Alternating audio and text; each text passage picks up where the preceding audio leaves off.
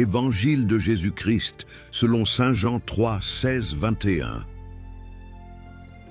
Car Dieu a tellement aimé le monde qu'il a donné son Fils unique pour que tout homme qui croit en lui ne meure pas, mais obtienne la vie éternelle. Car Dieu n'a pas envoyé son Fils dans le monde pour en être son juge, mais pour en être son sauveur.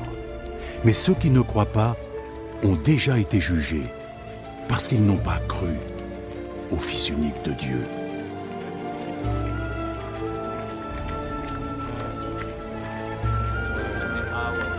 Voici comment fonctionne le jugement.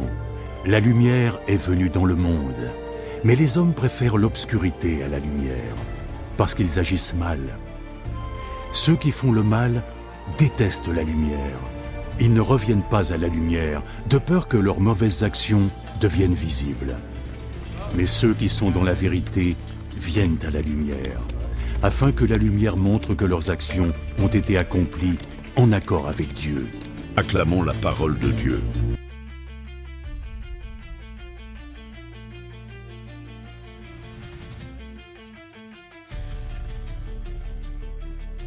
Dieu a tant aimé le monde, choisir la lumière chaque jour. Explication de Jean 3, 16, 21. Ce passage est un des plus puissants de tout l'Évangile, souvent résumé dans cette phrase bouleversante. Dieu a tant aimé le monde qu'il a donné son Fils unique.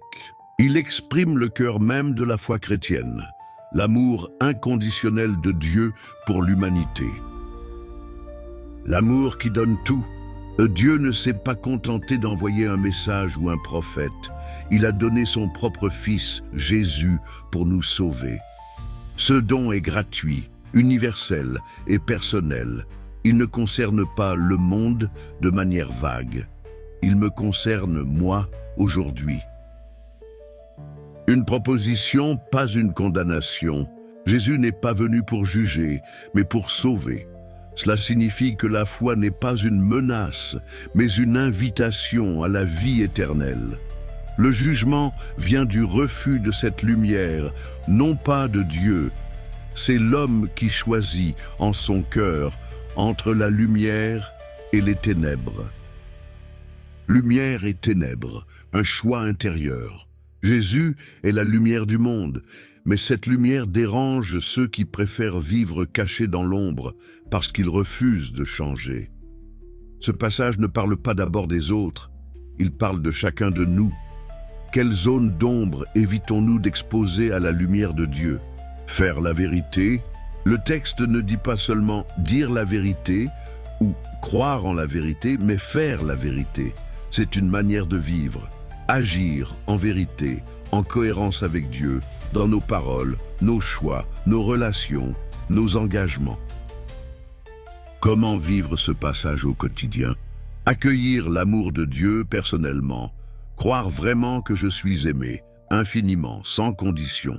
Cela change tout dans ma relation à moi-même et aux autres. Choisir la lumière, prendre chaque jour un moment de vérité avec Dieu, dans la prière, dans l'examen de conscience. Qu'est-ce que je cache? Qu'est-ce que je refuse de voir? Poser des actes en union avec Dieu. Quand je choisis le bien, la justice, la charité, même dans le secret, c'est Dieu qui agit en moi. Offrir à Dieu mes actions pour qu'elles deviennent lumière. Ne pas juger, mais aimer. À l'image du Christ, refuser la tentation de condamner les autres, mais croire toujours qu'ils sont aussi appelés à la lumière.